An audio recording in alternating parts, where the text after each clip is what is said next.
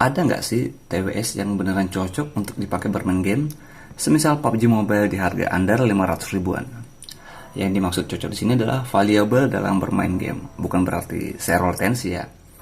Kalau teman-teman lagi mencari TWS seperti itu, mungkin TWS yang satu ini bisa teman-teman perhitungkan. So, saksikan video ini sampai habis.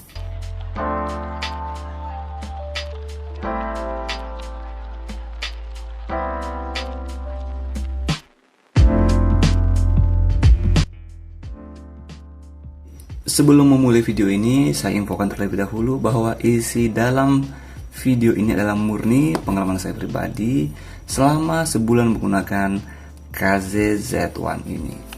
Oke, langsung saja dari desain.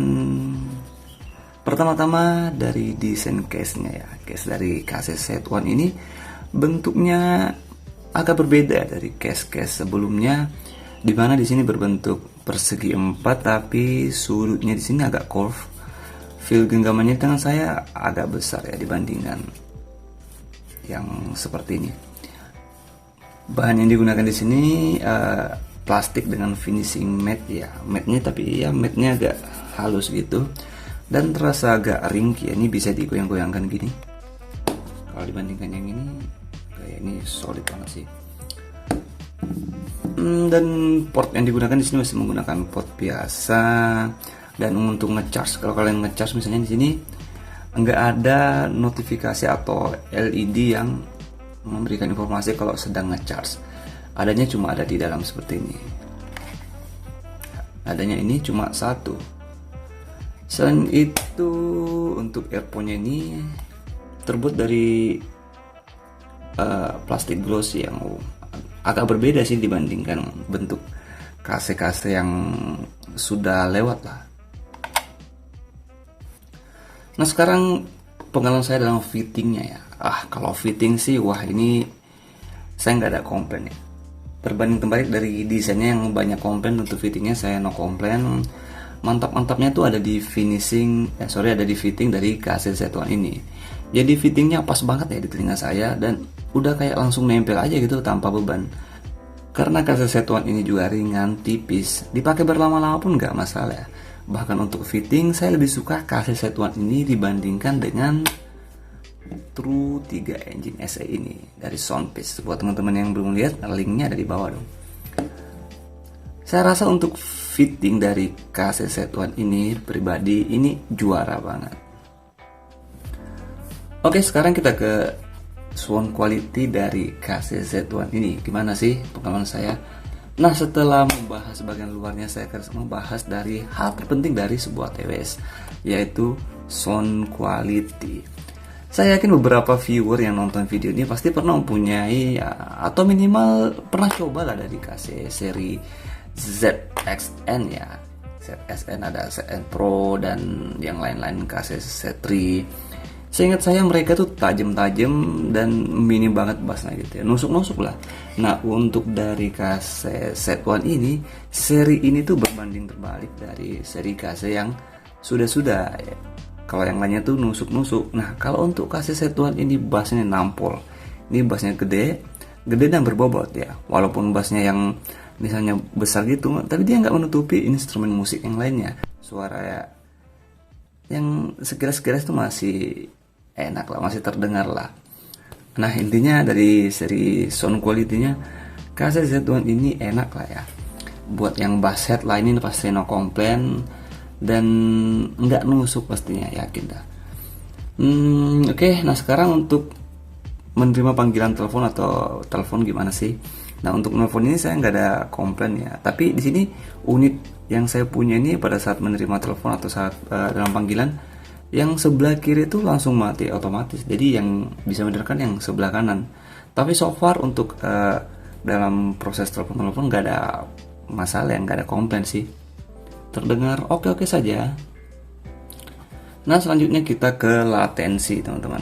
Gimana sih yang namanya KZZ1 ya? Dari seri KZZ1D atau Z1 biasa yang ada gaming mode-nya.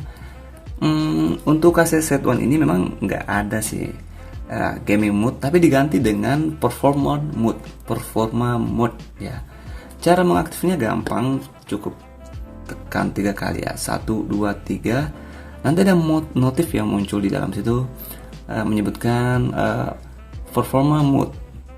Nah, berarti itu tandanya mode performanya aktif ya. Nah, untuk latensi yang dihasilkan dari mode performa ini selama pemakaian saya selama 1 bulan, terus terang semenjak KCZ One ini datang, saya jadi nggak pernah memakai Blackstone DX9 saya, dimana yang saya gunakan di sini adalah Xiaomi Mi 8 ya untuk bermain game.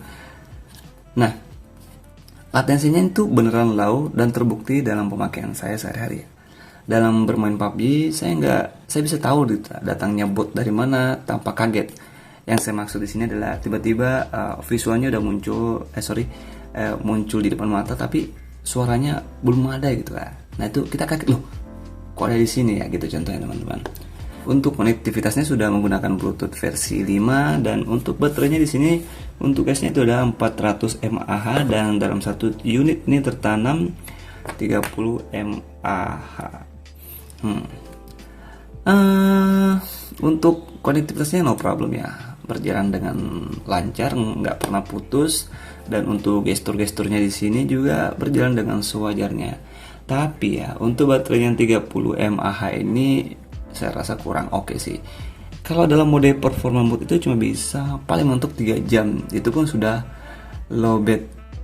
Dan agak aneh ini teman-teman ya, agak aneh karena yang cepat lowbat itu adalah yang sebelah kiri ini, sebelah kiri dari unit ini. Setelah saya cari-cari tahu ya, ternyata ya pada saat dia di charge seperti ini ya, nah dia tuh nggak langsung ngecas gitu ya, karena ada yang merah. Ini kita lihat yang sebelah kanan ya.